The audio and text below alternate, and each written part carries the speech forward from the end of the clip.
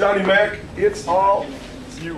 Okay, I'd like everyone to close their eyes and imagine that you have just finished watching a movie that you rented last night and you want to return it before midnight. So you load the family up in your car and you start heading to town. And when you almost get to town, you start singing lullabies to your 1-year-old baby in the back seat, and she starts singing back to you. And you are at the happiest moment of your life, and then like everyone to open their eyes.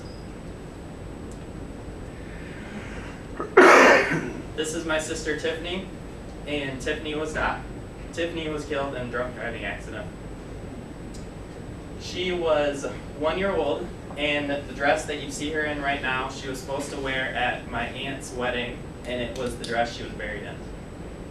On September 22nd, 1990, a drunk driver by the name of Joanne Brigette ran a stop sign on Broomfield Wheaton.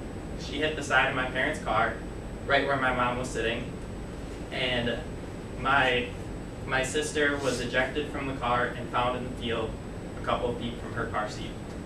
She had a broken neck, and she died instantly. My parents, my mom had hip problems and knee problems, and she couldn't walk for over 2 months. And my dad had a shoulder misplaced, and he almost went into a coma. Joanne had just got out of rehab 2 weeks prior, and she had been drinking so much that they said if she drank one more beer, she would have died. When we went to court, she got 6 to 17 years in prison, which was an unacceptable amount of time for my parents because that would be the time my sister Holly would be born.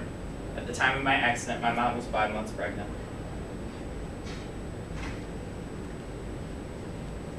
Drunk driving is a very important issue to me.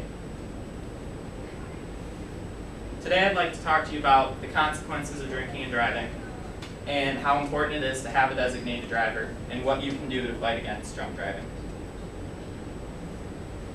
Some of the consequences of drinking and driving is jail time, you can have your license taken away, you could kill yourself, or you could kill someone else. Shortly after consuming alcohol, people have impaired judgments and slower reflexes. This is why it's so dangerous. Whenever you're driving under the influence, you're a danger to yourself and you're a danger to everyone else on the road. So who can be affected? Really, any of you could be affected by a drunk driver. According to Mothers Against Drunk Driving, every day in America, 28 people die as a result of drunk driving crashes. What doesn't make sense to me is why, if so many people are dying from drunk driving accidents, why more people don't ask for a designated driver. I believe that designated drivers are the solution. A designated driver is someone who is driving that is sober, that will drive you if you're intoxicated to where you need to go, so you're not driving. You need to ask before you go out and party for a designated driver. I know a lot of parents will say that they'll pick you up if you've been drinking, not ask any questions, and just take you home safely. But for other people, they might not have that connection, and they need to ask someone else, like an aunt or an uncle or a family or a friend or a neighbor or someone to do it for them. If you see someone that's about ready to drive under the influence, make sure you insist on taking them home.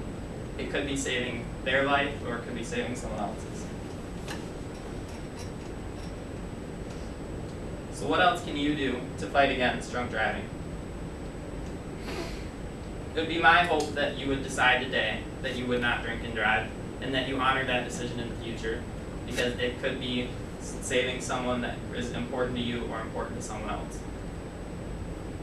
And you guys all have such a bright future, so I hope you take this advice and never drink and drive. Well done.